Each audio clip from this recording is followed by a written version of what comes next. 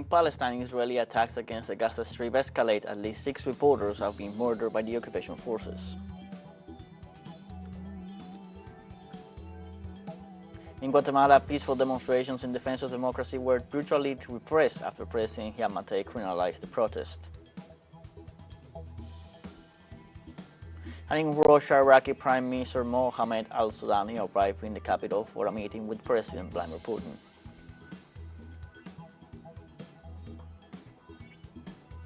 Hello, welcome to From the South. I'm Luis Alberto Matos from the TeleSUR studios in Havana, Cuba. We begin with the news.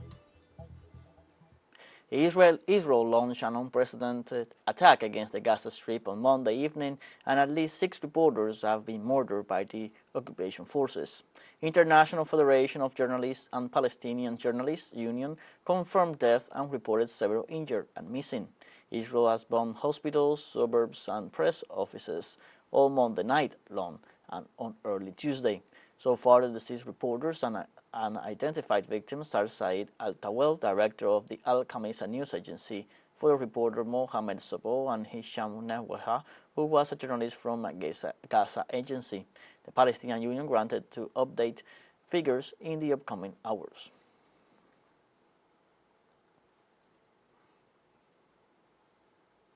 Citizens and social movements from several European countries took to the streets to express their support to the Palestinian cause. In Portugal, citizens took to the Lisbon capital rejecting the Israeli aggressions against the civilian population in the Gaza Strip, while in Spain, many people gathered at the Puerta del Sol in the capital city of Madrid, carrying Palestinian flags and posters against the actions of the ultra-right government of Benjamin Netanyahu. While in Zurich, Switzerland, and London, United Kingdom, demonstrators took to the streets to show their support for Palestine and demand an end to Tel Aviv's apartheid policies.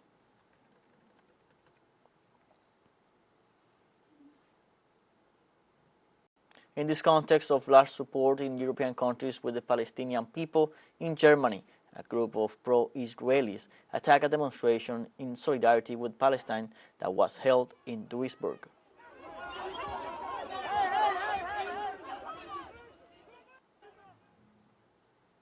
Meanwhile, in North America, residents of Montreal, Canada, mobilized in support of the Palestinian cause, demanding respect for the lives of Palestinian civilians in Gaza, while in the United States, residents of New York City and social movements took to the streets to reject the military abuses of the Tel Aviv regime and Washington's armed support for the Israeli government.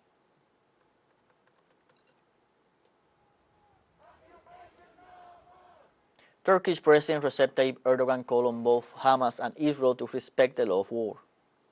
Just as we oppose the Israeli security forces and illegal settlers' persecution of the Palestinians, including the oppression, persecution, extrajudicial killings, threats to life and property, we are equally opposed to random acts against Israeli civilians.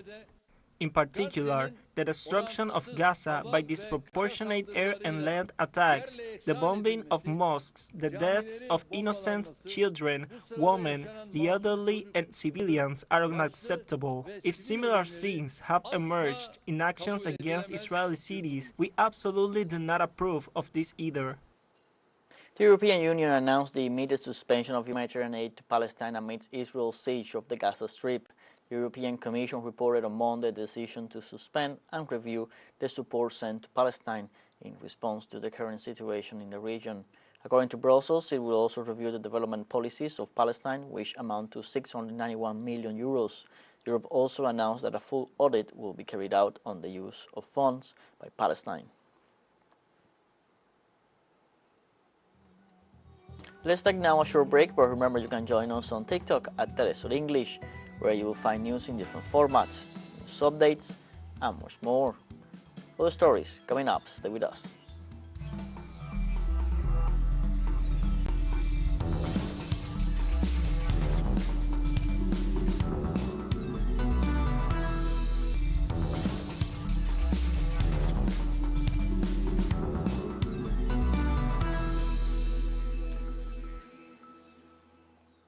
Welcome back from the South. On Monday in Guatemala, peaceful demonstrations in the nation's capital were brutally repressed minutes after President Alejandro Giammattei issued a message criminalizing the protest.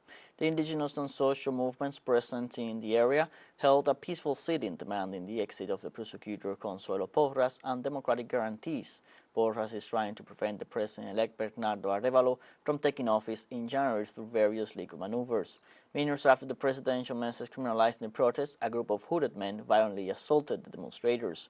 Jan Matei threatened that they would begin with the arrest of the leadership of the national strike, which he qualified as groups of clashes trained to generate chaos.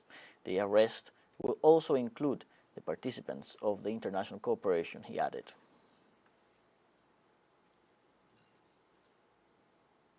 Ecuador is in the final stretch of the electoral process that seeks to define the successor of President Guillermo Lasso in the October 15th elections.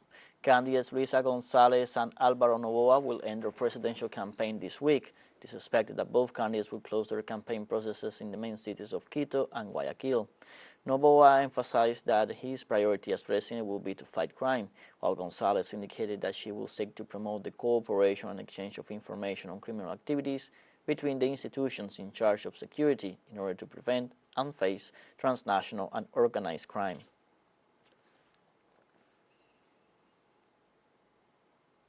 On Monday, a Nairobi court stopped on a temporary basis the planned deployment of police officers to Haiti for a peacekeeping mission. Justice Shasha Mwita stopped the deployment until a case filed by Third Way Alliance is heard. The judge also ordered that the pleadings be served on the respondents immediately and that the respondents file responses to the petition within 3 days of their service. The Third Way Alliance party leader, Ekuru Aukot, sued President William Ruto and his administration in a bid to block the peacekeeping mission that will see the deployment of at least 1,000 police officers to the Caribbean nation.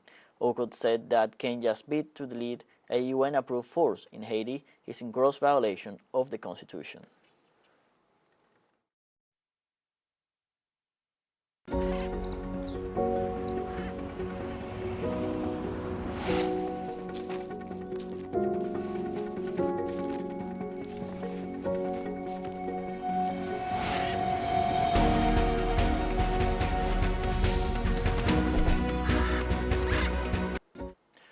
Aquaponics is one of the many ventures that have been started with great hopes in Cuba these days. Its leaders, two young men whose destinies were changed by the COVID-19 pandemic. Our correspondent Fabio Lopez with the story as part of our special series, Cuba on the Move. This is a road to the Barbosa suburb, west of Havana, the road that leads to Aquaponics, the project of life that two young Cubans are betting on in these difficult times the island's going through. Their names, Jose Antonio and Joel, two lawyers that the pandemic made them rethink their lives. At the beginning it was complicated because we come from humanities background, a total humanities background, and we started to get involved in a world where we have to apply a lot of science in living beings. Because here in this filter, 3 kinds of living beings coexist: plants, fish, and bacteria. Jose Antonio and Joel's pet was Aquaponics, an experimental activity still emerging in Cuba, which combines aquaculture, the production of aquatic organisms in a controlled environment, with hydroponics, the growing of plants without soil. Why did you opt for plants and fish? You two who studied law. What have you found different in that world? We wanted a prosperous business, and the idea that came to us was this. Why? Because, well, here we have a water recycling process.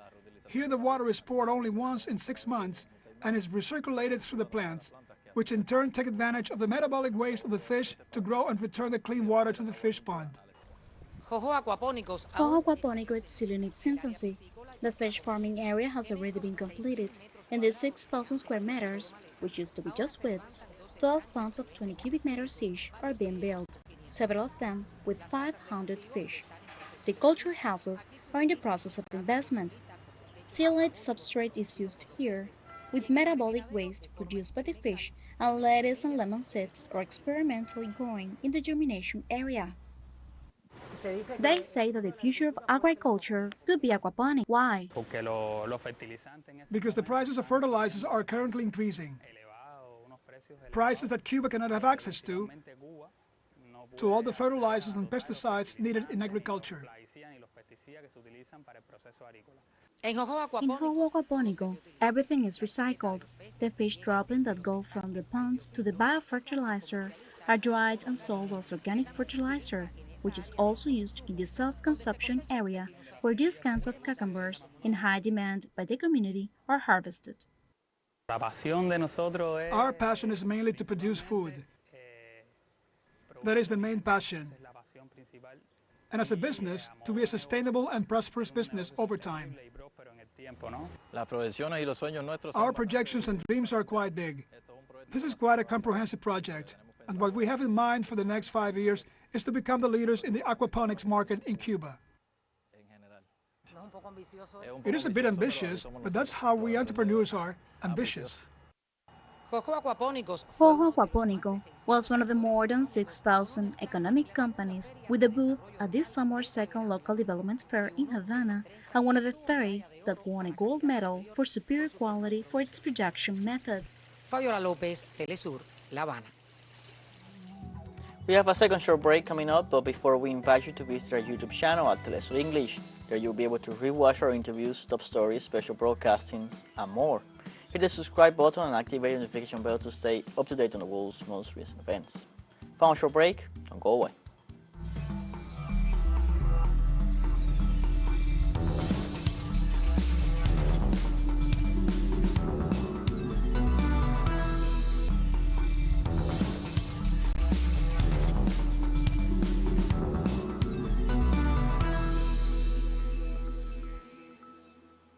Welcome back from the South.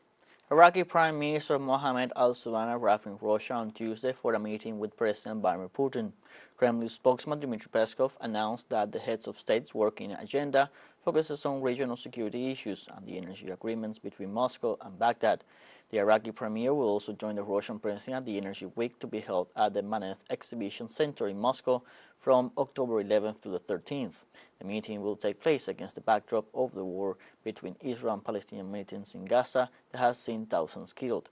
The Russian leader will be meeting Mr. al-Sudani for the first time on Tuesday, said last week that he expected the meeting to be productive and timely.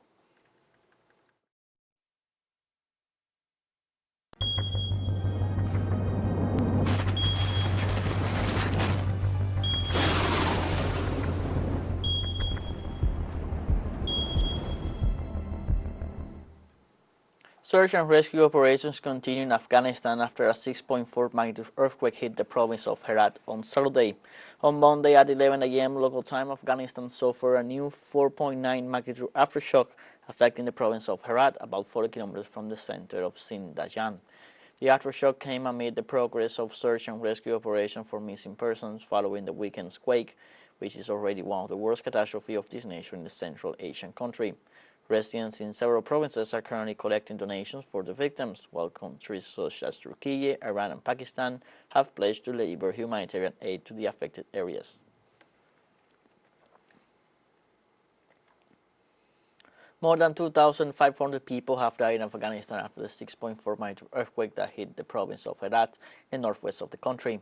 The Afghan Ministry of Disaster Management has confirmed so far a total of 2,530 deaths, but warned that the figure could increase in the coming hours. The agency also said that at least 9,240 people were injured by the several earthquakes that hit the Herat province of Afghanistan in the northwest of the country. The organization detailed that the greatest damage was found in 13 towns of Zindajan, where more than 1,300 houses were completely destroyed. Members of the rescue corps are deployed to alleviate the effects of these deliberate movements.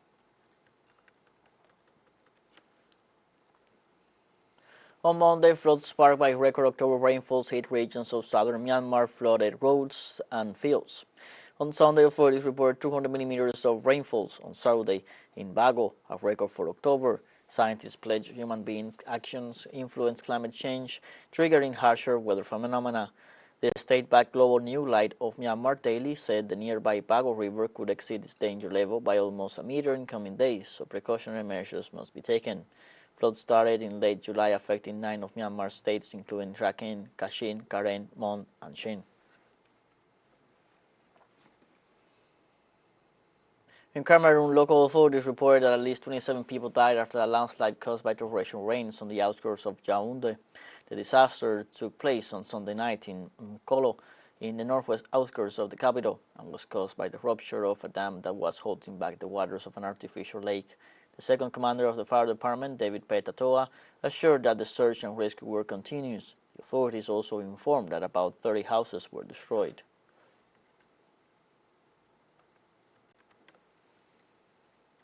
On Tuesday, some 2.4 million voters in Liberia were called to the polls to elect the country's next president and parliament in a general election in which incumbent President George Weah seeks a second six-year term in office. Liberians also voted for lawmakers in the bicameral parliament, made up of 73 members of the House of Representatives and 30 members of the Senate. 5,890 polling stations were made available in this election day. By law, the National Electoral Commission has a maximum of 15 days until October 25th to publish the final results, although the announcement may be brought forward if the canvass is completed earlier. The winner must obtain at least 50% plus one of the total votes to avoid a runoff.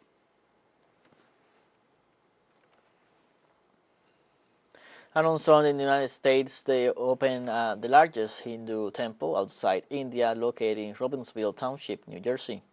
Babswin Narayan Aksharda was chiseled in India and brought to the U.S. by ship. This temple is destined to become a significant symbol of Hindu culture and architectural excellence in the Western world. The construction of Akshardham has been possible by more than 12,500 volunteers from across the United States who dedicated more than 12 years to bringing it to life. The temple is an impressive 255 feet long, 345 feet wide, and 191 feet tall, and occupies an area of 183 acres.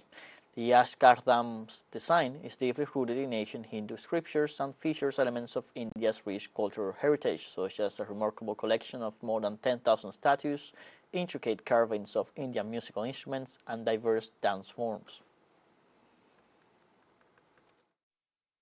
It is probably one of the largest mandirs in the world. It is definitely the largest one outside of India. It is about 190 feet high, and it is about 2 million cubic feet of stone. Now that stone is taken from 7 different countries. It travels through ship to India, where it is hand carved and it is dry assembled, so we know that it's going to work once it gets here. It's disassembled, coated, brought here, and then assembled here like a giant jigsaw puzzle. We have come to the end of this news briefing. You can find these and many other stories on our website at telesurenglish.net. Also join us on social media, on Facebook, X, Instagram, Telegram, TikTok. For TeleSUR English, I'm Luis Alberto Matos. Thank you for watching.